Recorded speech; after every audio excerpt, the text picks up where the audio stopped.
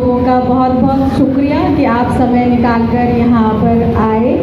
और ये बात भी सही है कि आज वर्किंग डे है, सभी लोग अपने अपने कामों में व्यस्त हैं और जॉब पर भी गए होंगे, काम पर भी गए होंगे और बच्चे स्कूल गए हैं, महिलाएं घर में बिजी हैं। तो इस बात को समझते हुए मैं संजीव का, सतीश जी का और उनकी पूरी टीम का बहुत बहुत आर्थिक अभिनंदन करती हूँ, शुक्रिया करती हूँ कि उन्होंने इतने बिजी शेड्यूल में भी इस तरह के कार्यक्रम को रखने की दिलेरी दिखाई, क्योंकि उनका पेपर भी था अभी शनिवार को और वो बिजी भी थे, इतवार को पेपर था, संडे को, और बिजी थे वो, लेकिन फिर भी उन्होंने हिम्मत दिखाई। सो इस बात के लिए संजीव शुक्रिया।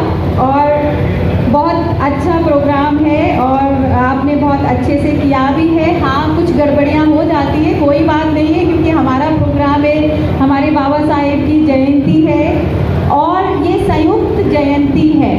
तो संयुक्त जयंती में एक जयंती किसकी है, क्योंकि बाबा साहेब की जयंती के बारे में तो अभी माननीय मंत्री साहब बोल के गए, राजेंद्र पाल गौतम जी।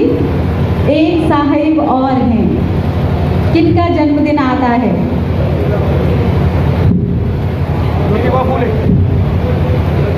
ज्योतिबा फुले।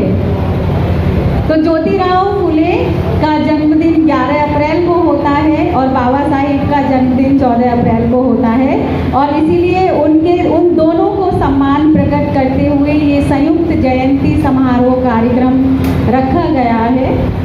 और डॉक्टर भीमराव अंबेडकर शिक्षा एवं जनहित विकास समिति और इस पूरे गांव के जो लोग हैं उन सबका तहे दिल से आभार और शुक्रिया।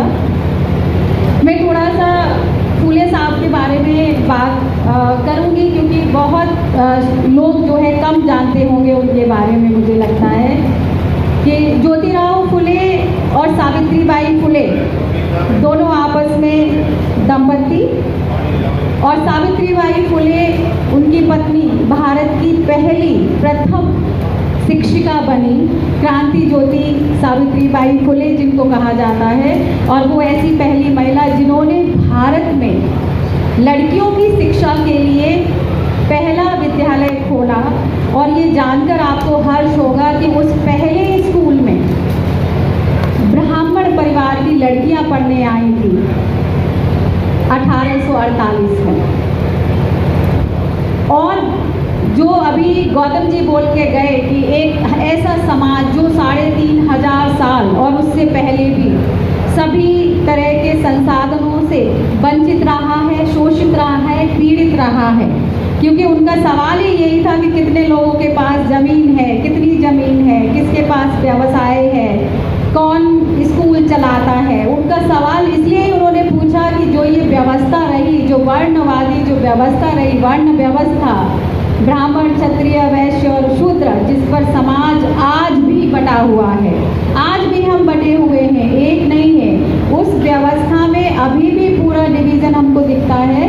और उसी व्यवस्था के आधार पर छुआछूत, भेदभाव, शोषण अभी भी जारी है। हाँ, वो बहुत खुले रूप में हमें दिखता नहीं है, लेकिन फिर भी जो हायर इंस्टीट्यूशन है शिक्षा के, दिल्ली विश्वविद्यालय जैसे संस्थान, IIT जैसे संस्थान, उन सब में हमें वो भेदभाव नज़र आता है हमारे बच्चों के साथ। समाज में तो आप देखते ही हैं, इस गांव में जब हमने एंट्री की तो बाहर से ही पता चल गया था कि ये हमारे लोगों का गांव है और यहाँ से स्टार्ट हो चुका है। तो वो सेटअप जो गांव का है, जो रेसिडेंशियल जो डिफरेंसेस हमें पता चलते हैं कि कौन सी कम्युनिटी के लोग किस तरफ रहेंगे, कौन से लोग रहेंगे।